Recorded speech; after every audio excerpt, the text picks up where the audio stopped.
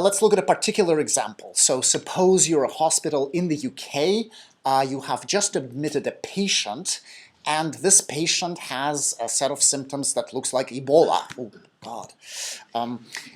And you are, for some strange reason, wanting to use a naive Bayes classifier to decide if that patient indeed has Ebola or not, right? So what are the X's and the Y's? The Y is binary. It basically says, yes, this guy has Ebola, or no, this guy does not have Ebola.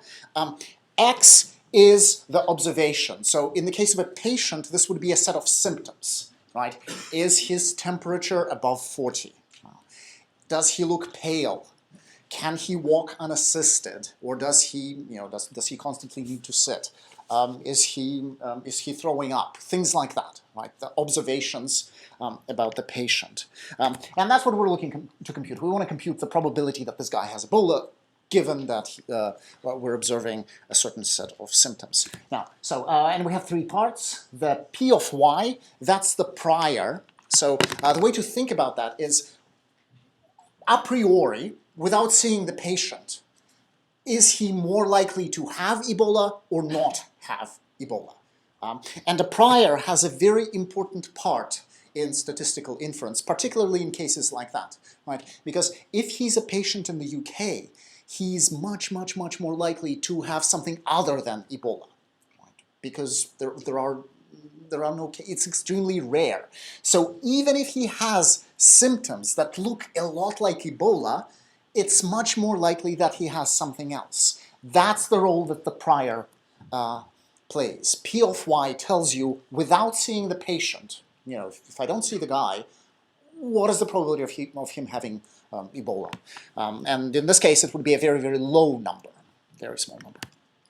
Now, P of X given Y, this is the flip side of that. It's assume the guy has Ebola, right? So you've just broken his heart and you said, okay, assume he has Ebola. Now, given that he has Ebola, how plausible is the set of symptoms that you're seeing for the guy, right? So he has a temperature of 36. How plausible is that temperature, assuming that he has Ebola, right? Maybe not very plausible. Is he throwing up, assuming that he has Ebola? How likely is that? So that's your X given Y. And then the last bit of it is P of X. That's the part at the bottom. Now, this is a part that is sometimes left entirely out of the Bayesian of Bayesian classifiers. And the reason you leave it out is because it doesn't actually affect the classification. Right?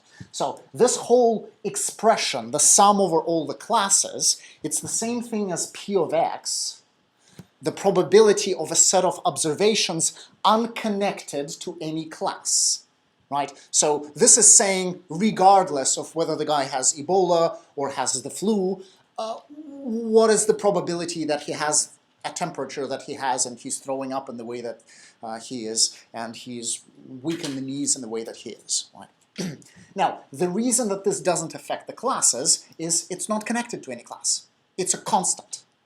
It's the same number, whether y is 1 or y is 0. So when you are computing the argmax, when you're looking for the class with the maximum probability, the denominator doesn't actually affect your predictions. So you could throw it out if you wanted to.